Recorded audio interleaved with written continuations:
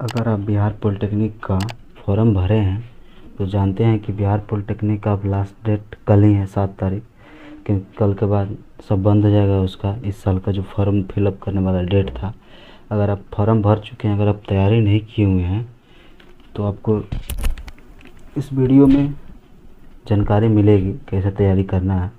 क्योंकि मतलब आज से आपको 20 दिन लगभग समझिए है, ठीक है, एग्ज़ाम का आने वाले। अगर आपने अभी तक कुछ केमिस्ट्री वेमिस्ट्री में नहीं पढ़े हैं, मतलब इस सब्जेक्ट में भी थोड़ा थोड़ा पढ़े हुए हैं, तो आपको हम क्वेश्चन तैयार, मतलब जो क्वेश्चन है ना, उस क्वेश्चन को आपको तैयारी करा देंगे अच्छा से। इम्पोर्टेंट क्वेश्चन आप पढ़ लीजिएगा तो आपको फ़ायदा हो जाएगा, ठीक है।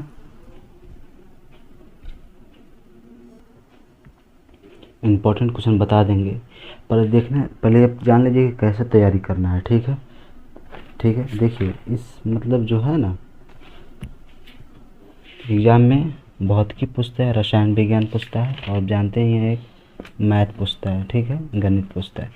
तो आपको अभी तक आप कुछ नहीं पढ़े हुए हैं तो सबसे अच्छा है कि आप रसायन विज्ञान को अच्छा से पढ़ लीजिए, और उसके बाद फिजिक्स पढ़ लीजिए, उसके बाद गणित पढ़ लीजिए।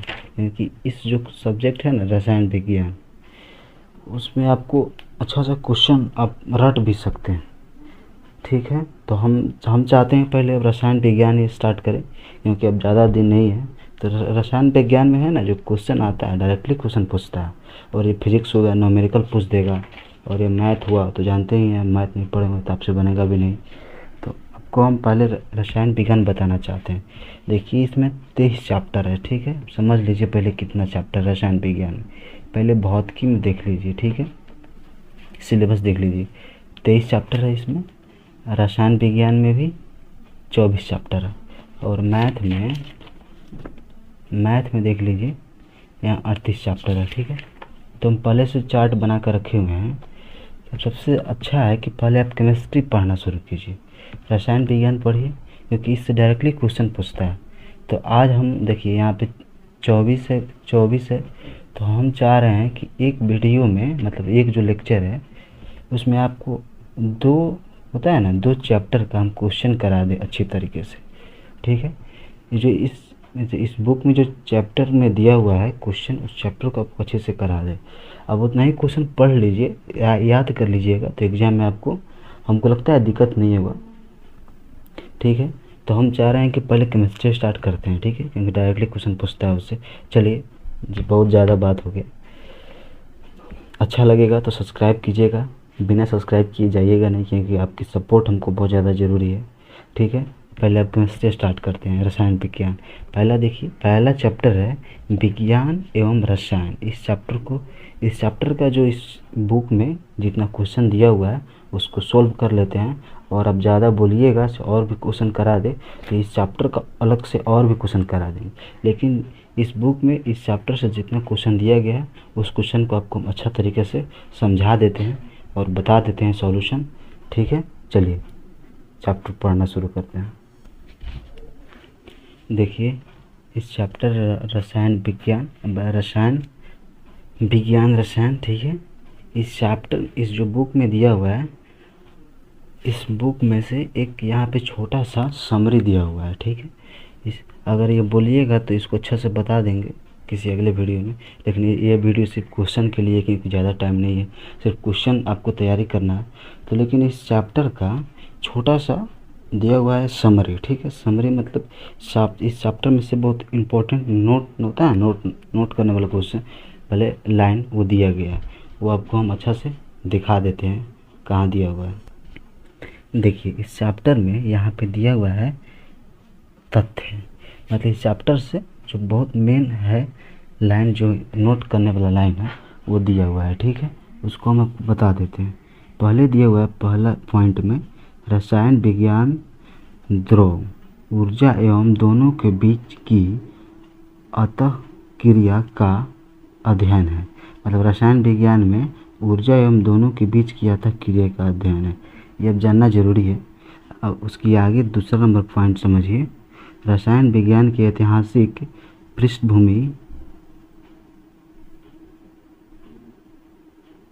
अल्केमी के प्राचीन अध्ययन पर आधारित है। तीसरा नंबर पॉइंट है, रसायन विज्ञान हमारे दैनिक जीवन का एक बहुत बड़ा हिस्सा है जो हमारे भोजन, पानी, आयु सभी मूलभूत आवश्यकताओं में विद्यमान है। ठीक है, चौथा पॉइंट पढ़ लीजिए। मानव शरीर में अधिकांश भाग जल होता है। ठीक है, जो लगभग 65% से 90% तक होता है। ठीक है, इस एक तत्व से रसायन विज्ञान के महत्व का आकलन किया जा सकता है। आपको हम बता दिए क्योंकि इस चैप्टर में से तथ्य दिया गया है। ठीक है, इसलिए आपको हम बता देंगे कि एग्जाम में से कहीं पूछ दे, मानव शरीर में अधिकांश भाग जल होता है, जो लगभग कितना होता है, तो 65% से 90% होता है। इसी तरह कहीं आपसे पूछ दे, यहाँ पर जैसे क्वेश्चन यह बन जाएगा, यहाँ पे रसायन विज्ञान की ऐतिहासिक पृष्ठभूमि कहाँ है, तो यहाँ पढ़ लीजिएगा, अल्केमी है। समझ गया ना, इसलिए आपको हम बता दिए हैं, ये चैप्टर के लास्ट में था। तो ठीक है, चलिए क्वेश्चन करना शुरू करते हैं, क्योंकि क्वेश्चन बहुत ज़्यादा ज़रूरी है। देखिए, ये अभ्यास है, मतलब इस चैप्टर में जो क्वेश्चन दिया हुआ है, इस क्वेश्चन को आपको हम सबको अच्छा तरीक़े से बता देते हैं। और यही क्वेश्चन आप इतना ही पढ़ लीजिएगा ना, तो बहुत ज़्यादा काम आ जाएगा आपको एग्ज़ाम में। फिर से मतलब कहीं पूछ दिया इसी से, तो अच्छी बात नहीं है कि बुक में दिया हुआ है, इसलिए आपको हम बता देते हैं, कहीं इसी में से पूछ दे। ठीक है, इस चैप्टर का क्वेश्चन है, बता देते हैं। देखिए, पहला क्वेश्चन है, सही से देख लीजिए अच्छा से। पहले जूम कर देते हैं थोड़ा सा, क्योंकि जूम अच्छा हो लगेगा। ठीक है, देखिए पहला क्वेश्चन है, क्रम बुद्ध सुविस्ता ज्ञान को क्या कहा जाता है? पहला ऑप्शन है ज्ञान, विद्या, विज्ञान और परीक्षण। तो इसका आंसर हो जाएगा विज्ञान। ठीक है, थोड़ा सा ऊंचा कर देते हैं। ठीक है, और अच्छा से हो गया। हाँ, अब दूसरा क्वेश्चन पढ़िए।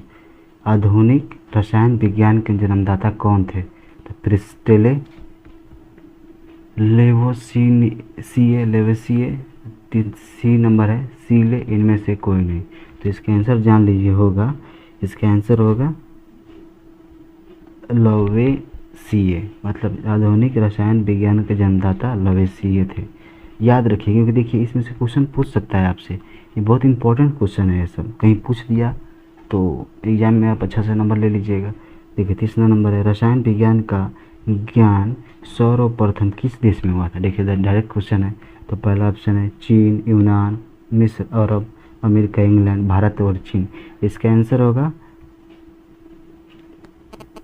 मिस्र अरब में हुआ था। ठीक है, मतलब रसायन विज्ञान का सर्वप्रथम किस देश में हुआ था? तो मिस्र अरब में हुआ था। ठीक है, याद रखिएगा। चौथा नंबर क्वेश्चन देखिए, यहाँ पे लिखा हुआ है केमिस्ट्री के उत्पत्ति केमी शब्द से हुई, जो कि प्राचीन नाम है। ठीक है, केमिस्ट मतलब ये जो केमिस्ट्री की उत्पत्ति, पहला ऑप्शन है चीन का, भारत का, अमेरिका का, मिस्र का। तो इसका आंसर हो जाएगा मिस्र का। ठीक है, याद रखिएगा, क्योंकि डायरेक्ट क्वेश्चन है ना, इसलिए सब याद करने वाला क्वेश्चन है। 5 नंबर क्वेश्चन, रासायनिक अभिक्रिया जिन नियमों पर परिस्थितियों पर आधारित है, उनका अध्ययन किया जाता है रसायन शास्त्र की शाखा। पहला है,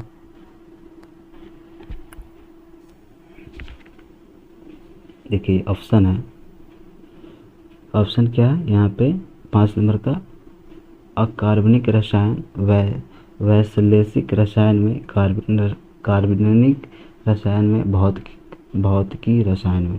तो इसका आंसर हो जाएगा डी। ठीक है, भौतिकी रसायन में। निम्न में से कार्बनिक यौगिक है। ठीक, कार्बनिक यौगिक है CO2, CH, C2, CH4, ISO2। इसका आंसर हो जाएगा कार्बनिक यौगिक CH4। ठीक है,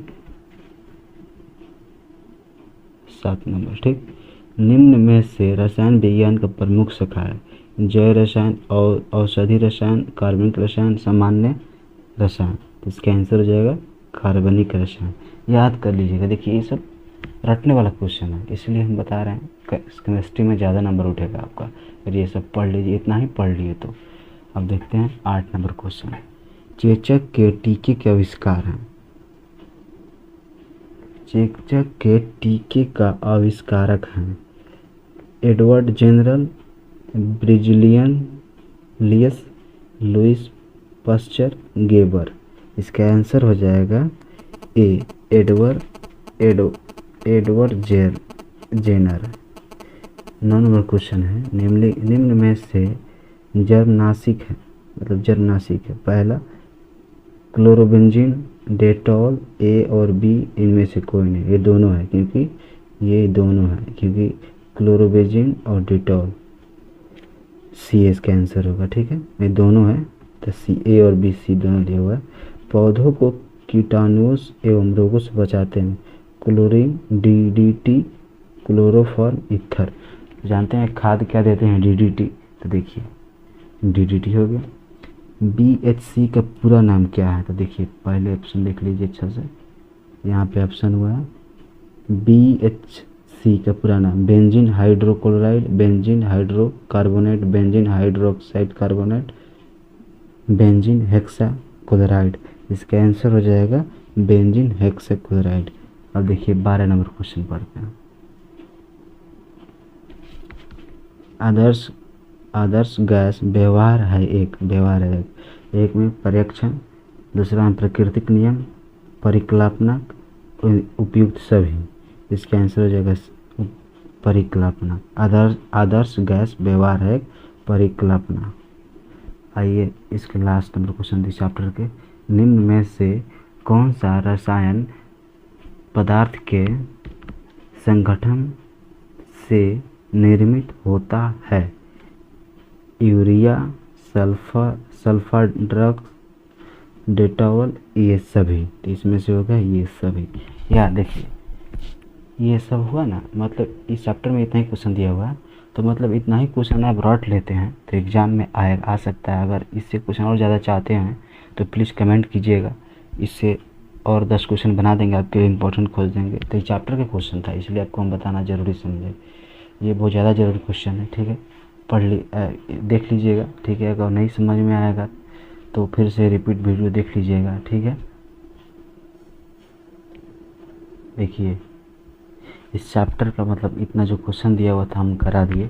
अब इसके अलावा और भी क्वेश्चन चाहिए तो कमेंट ज़रूर कीजिएगा, और इतना ही आप रट लीजिएगा। तो बाई चांस कहीं इसी में से कोई क्वेश्चन लड़ ही गया, कौन जानता है, कहीं लड़ ही गया तो आपका अच्छा से 1 नंबर बढ़ जाएगा। इसलिए अच्छा से याद कर लीजिएगा, और अच्छा लगा होगा तो सब्सक्राइब कर किए बिना जाइएगा नहीं, सब्सक्राइब करके ही जाइएगा आप।